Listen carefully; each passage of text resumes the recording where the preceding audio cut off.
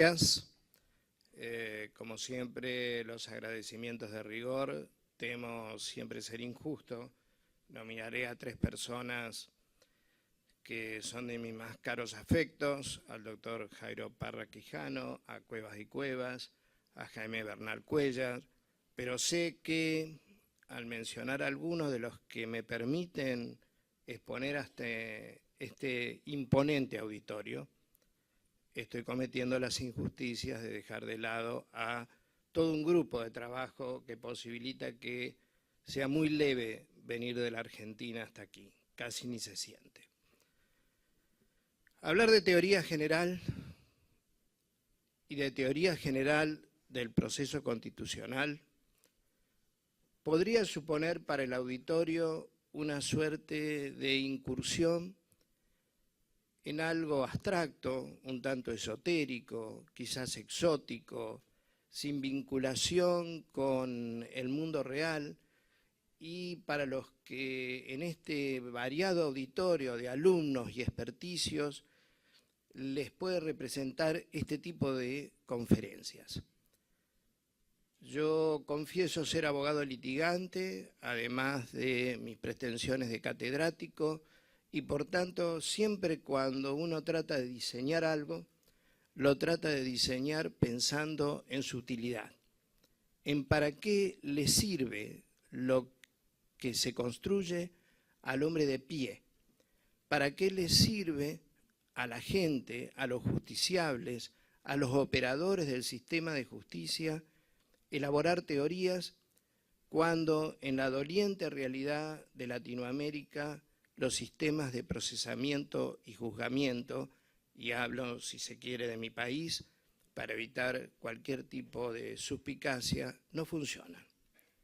No han funcionado, ni funcionan hoy, y mucho me temo que no funcionarán en el futuro, porque para que la justicia y los sistemas de procesamiento funcionen se requiere de vocaciones políticas muy fuertes, y esas, por lo menos en mi país, están ausentes.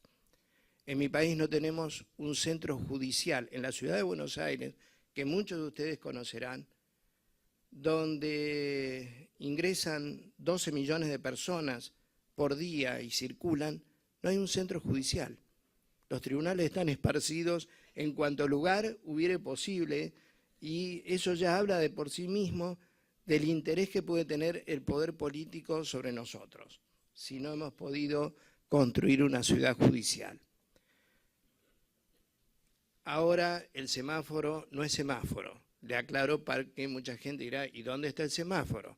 Realmente es la tecnología que ha llegado, es un LCD que es mucho mejor porque va marcando la angustia del tiempo que uno va consumiendo. Ya he consumido por lo menos en esta introducción 2 minutos, punto 50, y eso es bastante grave para cualquier orador.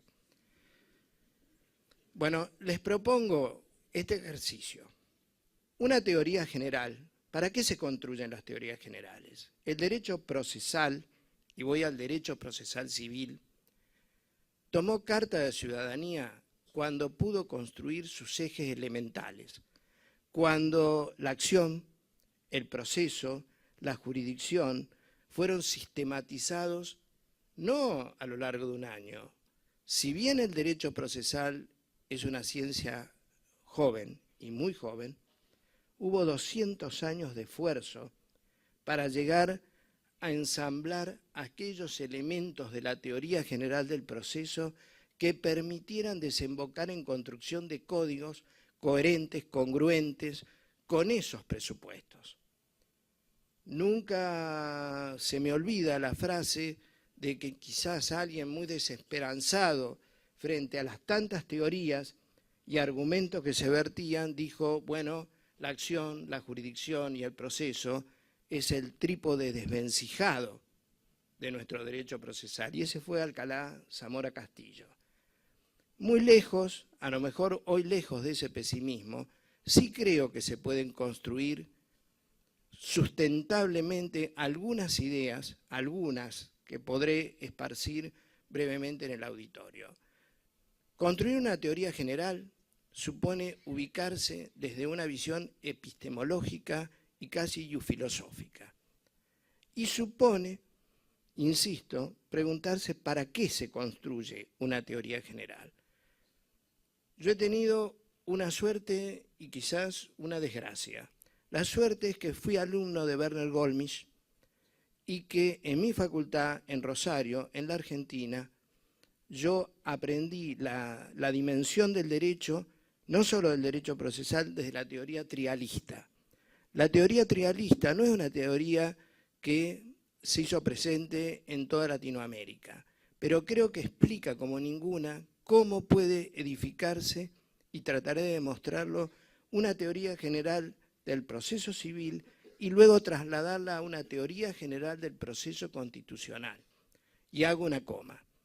El derecho procesal constitucional irrumpe porque el derecho va detrás de las necesidades humanas, de los padecimientos humanos y de las tragedias humanas.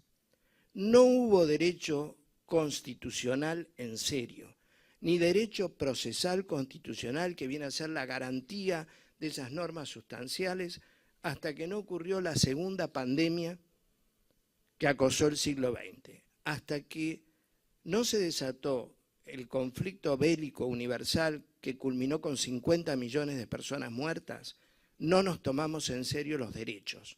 Pensábamos que construir positivismos eran inocentes, pensábamos que un positivismo estrictamente clásico, tipo kelseniano, no iba a provocar, no es el causante de esto, pero uno de los factores que contribuyeron a esta construcción de las normas valen porque valen, sin correspondencia con un sistema superior de normas y sin correspondencia con normas transnacionales y con el pacto de convencionalidad que también nos hablara el maestro mexicano. Entonces, desde el trialismo jurídico, para construir, nosotros decimos, necesitamos ubicar un objeto de conocimiento de la ciencia del derecho y de la ciencia del derecho procesal. Toda ciencia predica de algo. La medicina predica del cuerpo humano y predica de un objeto problematizado. Si no hubiera objeto problematizado, no hay ciencia. Si tuviéramos la fortuna o la desgracia de ser inmortales, no hay ciencia médica. Las ciencias sociales predican de los conflictos que se generan, no de los conflictos, en general de la interferencia de conductas de relevancia jurídica. La ciencia jurídica social predica de eso, ¿sí? Las ciencias sociales en general predican de las interferencias de conducta en sus distintas variables, economía, sociología, historia, etc. Pero el derecho ha sido creado, construido en su entramado de miles de normas para predicar acertadamente, si puede, de esa interferencia de conductas de relevancia jurídica que debe regular. Y debe regularlas prescriptivamente. Así que, para el trialismo jurídico, lo primero que miramos es el mundo sociológico, el mundo de las conductas. Yo no quiero rebatir a quizás el positivista más importante del siglo XX, pero el objeto de conocimiento para Kelsen del derecho era la norma. Y la norma es lo que precisamente predica de algo. Es como si yo dijera que el objeto de conocimiento de la ciencia médica es la aspirina, cuando la aspirina predica del dolor de cabeza del ser humano. Por tanto, para construir, yo no supe cómo se pueden construir teorías que no miren los tres mundos: el mundo sociológico, el mundo normológico y el mundo axiológico. Y el derecho procesal empezó a entender que, primero, tenía un objeto distinto al objeto general del derecho. El objeto general del derecho va a ser siempre, desde el trialismo, insisto, siguiendo a Popper, siguiendo a Bunge, estas son simples hipotizaciones que pueden ser destruidas, pero es nuestro punto de vista. El derecho en general mira a la interferencia de conductas de relevancia jurídica con dos fines. Y esto lo tomo de Carlos Nino. Con los fines de lograr la máxima cooperación de las conductas, y si todos cooperan, es el derecho más eficaz.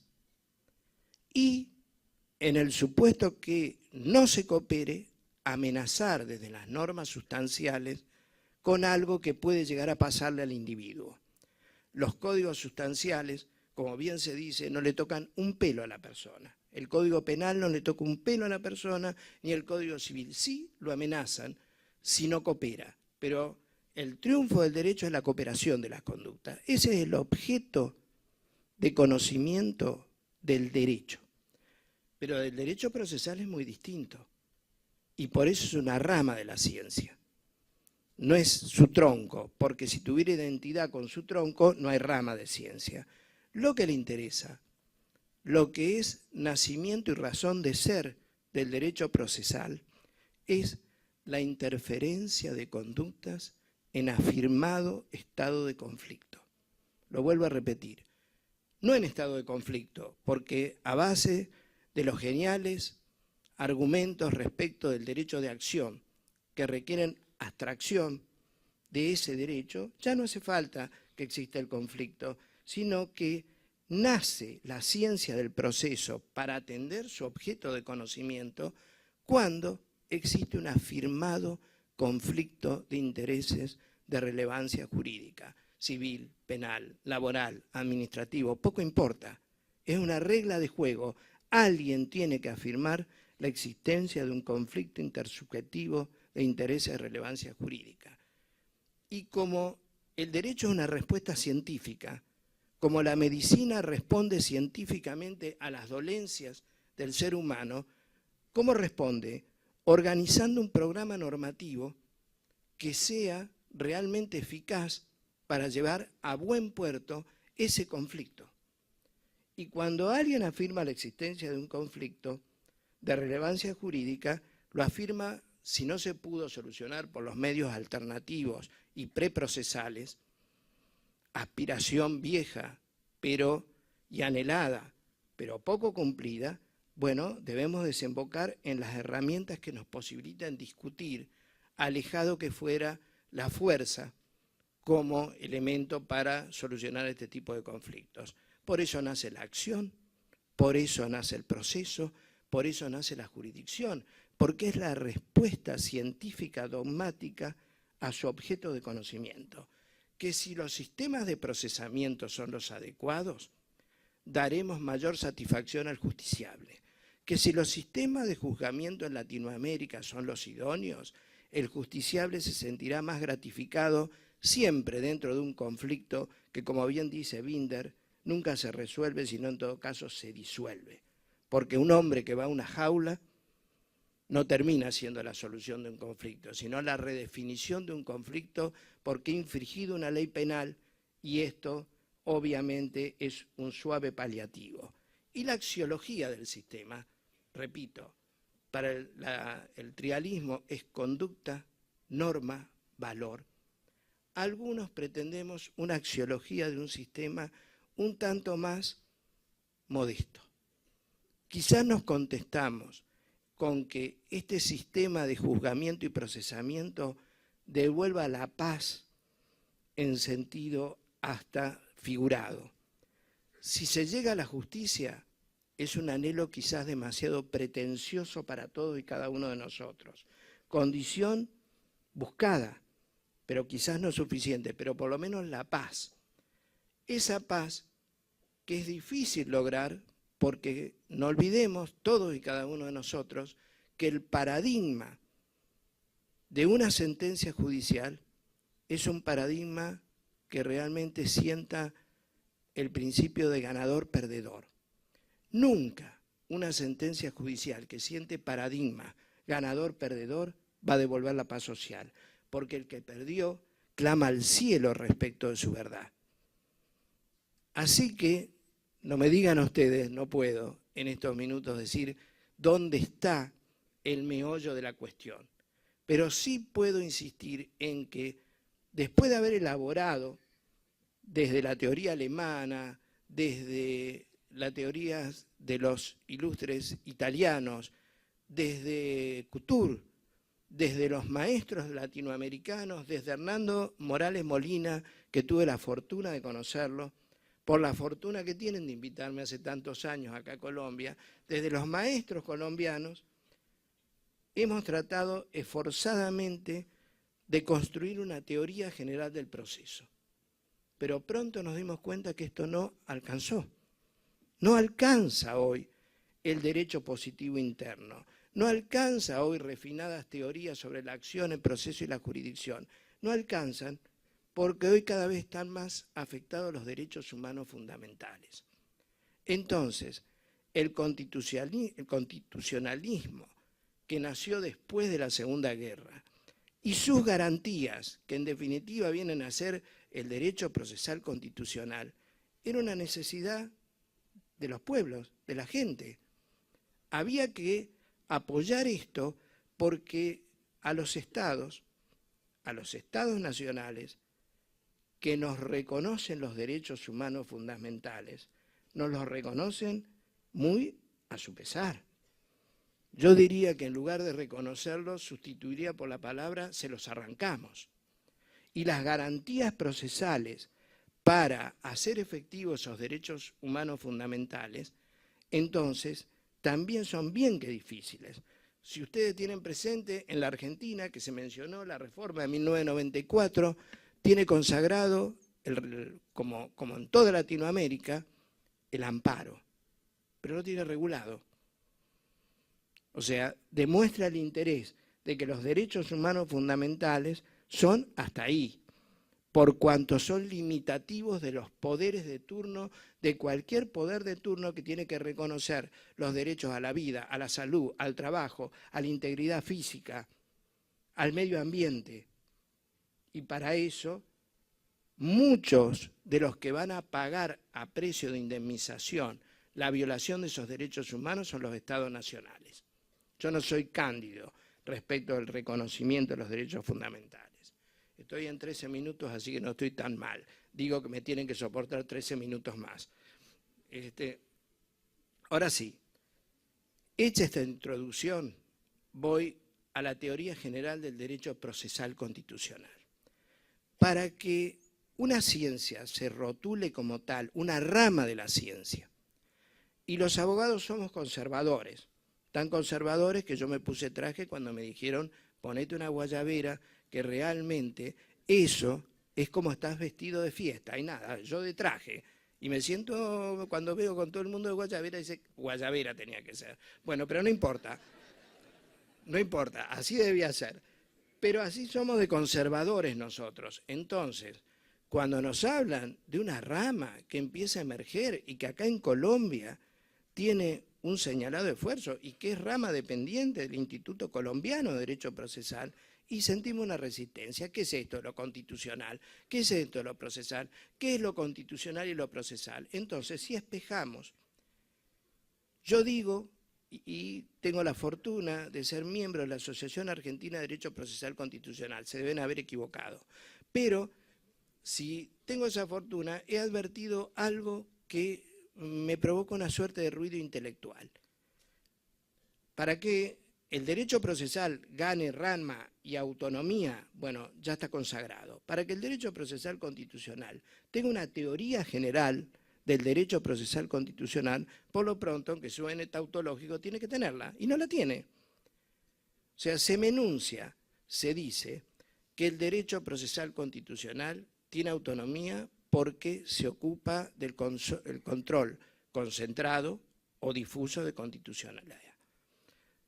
Control concentrado y difuso de constitucionalidad. Se me dice que tiene autonomía porque se ocupa de los derechos humanos fundamentales.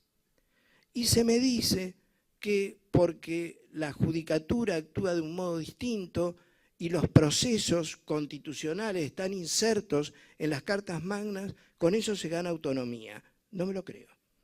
Yo creo que si aplico la idea de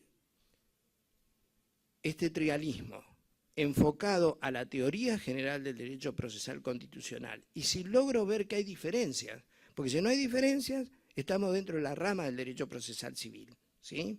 Entonces, es verdad, lo decíamos, que el objeto de conocimientos del trialismo del derecho procesal es la interferencia de conductas de relevancia jurídica en afirmado estado de conflicto? Bueno, en el derecho procesal constitucional esta tesis no es correcta, porque por lo pronto, acá en Colombia, como en tantos lugares, está la acción, entre comillas, abstracta de inconstitucionalidad, donde no hay interferencia de conductas en estado de conflicto, hay una interferencia de conductas de un hombre con una norma que reputa que afecta derechos humanos fundamentales y por supuesto a partir de ahí no hay un contradictor válido, sino que el contradictor válido es la norma y de última la jurisdicción no se ocupa del esquema clásico, pretensión, resistencia, confirmación, valoración y sentencia, sino se ocupa de distinguir si esta norma violenta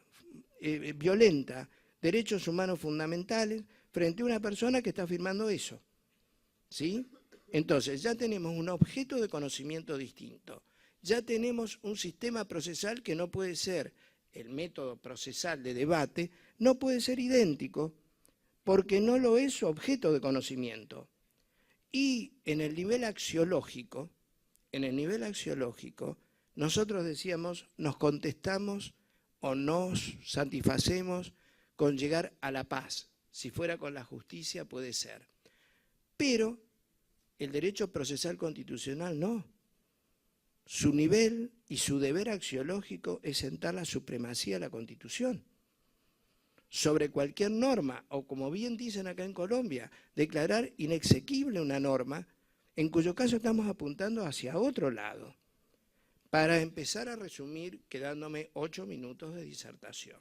Esto es mucho mejor que el semáforo. Le quiero aclarar al doctor Jairo Parra Quijano que era bastante angustiante el semáforo. Uno acá lo regula un poco más.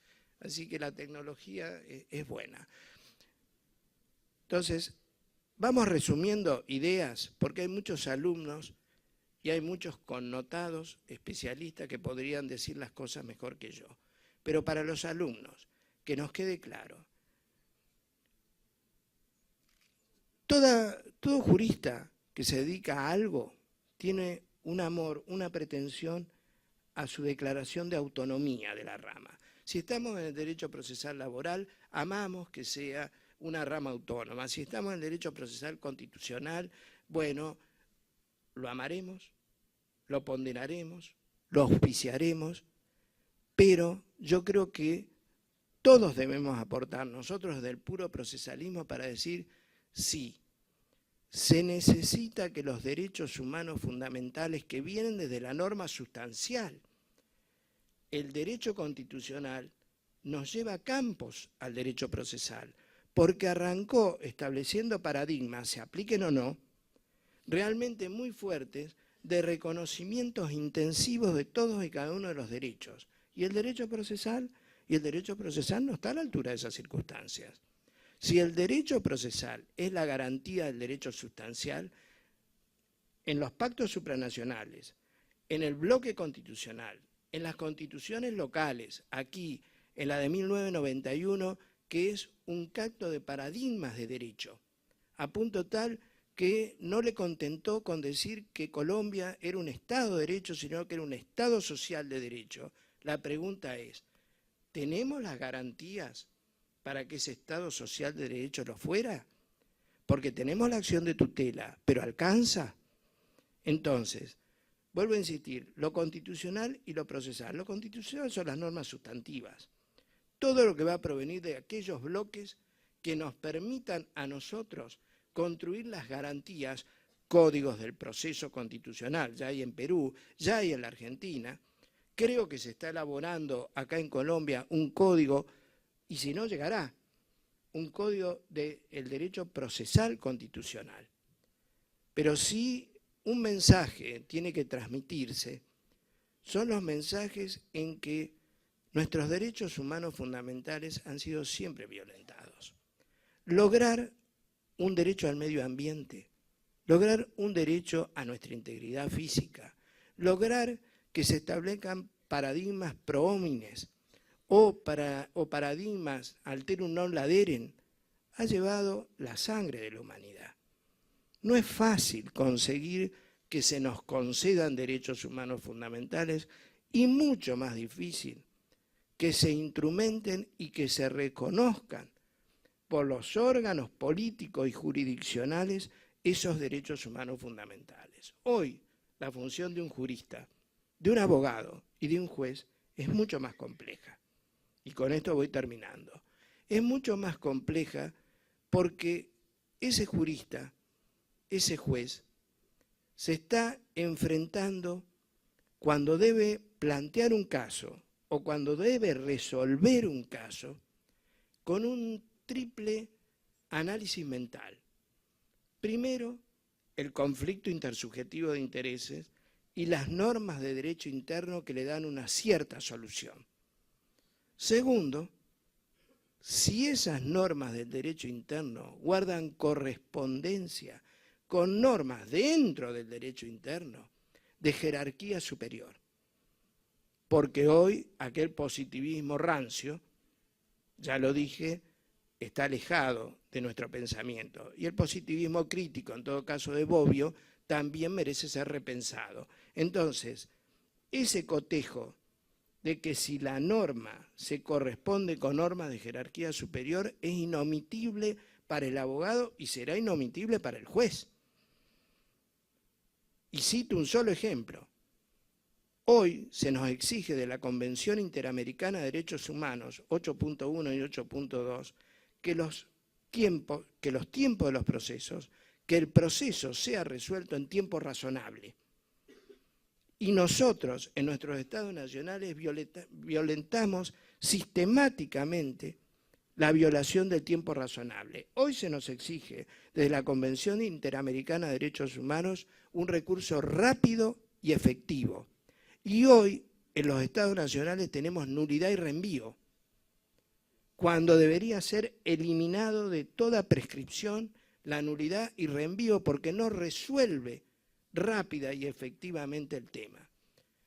Y ese sujeto, abogado o juez, ya no debe contentarse con la correspondencia con el orden interno, todavía debe subir más. Debe ir y decir, si tengo correspondencia con el orden interno y los bloques constitucionales internos, tengo que ir a los bloques constitucionales internos, que es el control de convencionalidad. Y una sentencia será válida, legítima, puede ser la pena que legitime al Estado de Derecho si tiene ese triple control, si tiene el control interno, si tiene el control a la norma superior, a la norma del bloque constitucional interno y a la norma externa del control de convencionalidad. Hoy se nos ha complicado o favorecido a favor de los derechos humanos la labor de todos y cada uno. Pero un abogado no puede pensar que las normas positivas valen porque sí. Valen si tienen toda esta correspondencia que yo venía enunciando. Por suerte, es una función del orador terminar antes. Quedan 2 minutos 24. Creo que dije lo que debía decir, desilvanado, no desilvanado, enhebrado o por lo menos como una propuesta, pero lo dije en el tiempo rescatado y los 2 minutos es para descanso del auditorio. Muchísimas gracias.